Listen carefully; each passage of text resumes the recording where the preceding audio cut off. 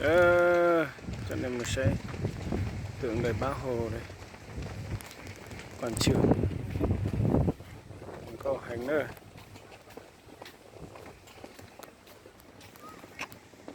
Mừng xuân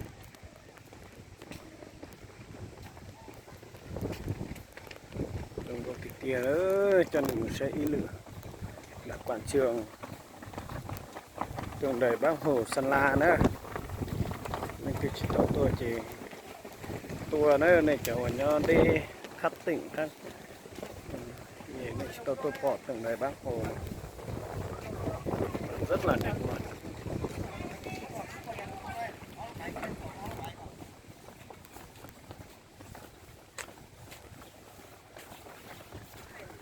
Cho nên mình chỉ hy vọng sẽ quảng trường Bác Hồ, tượng đài Bác Hồ nữa.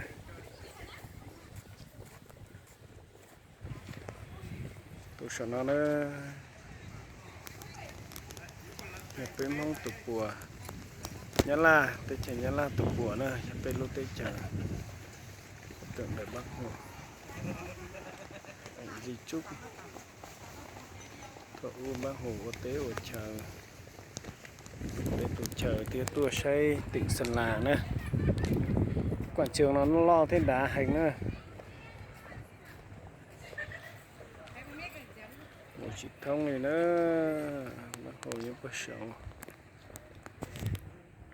rồng cao tia tia thay đổi rất nhiều, rất đẹp luôn.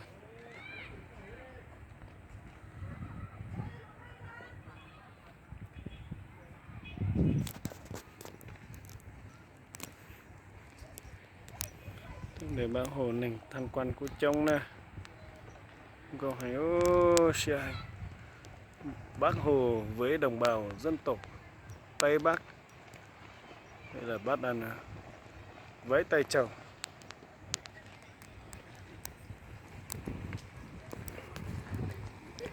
Hoa đây, hoa rất đẹp luôn.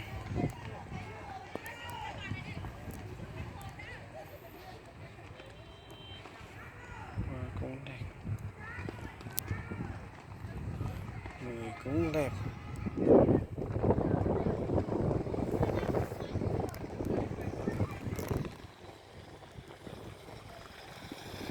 Mình có hành nữa, khung cảnh toàn bộ tượng đài Bác Hồ tại tỉnh Sơn La này.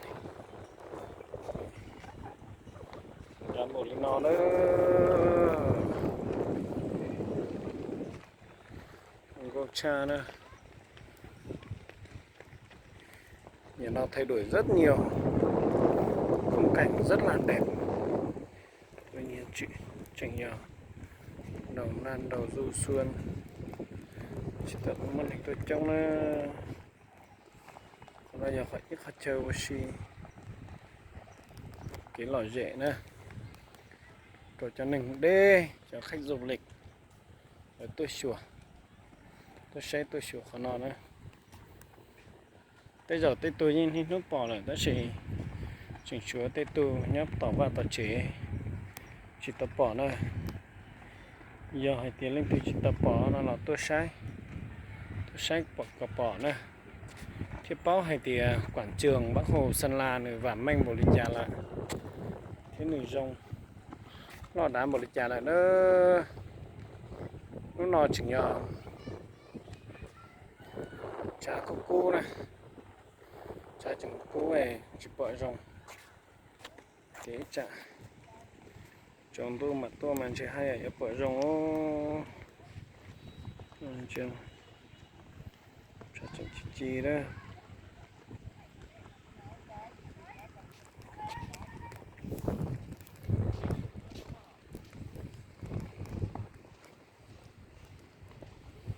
Để nó nhập bể và lúc sân khấu tận đầy nữa.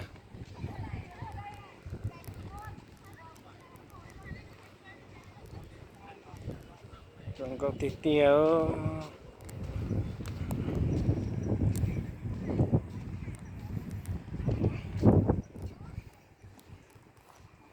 ta mà xong có một lên nó nữa tất cả các loại hoa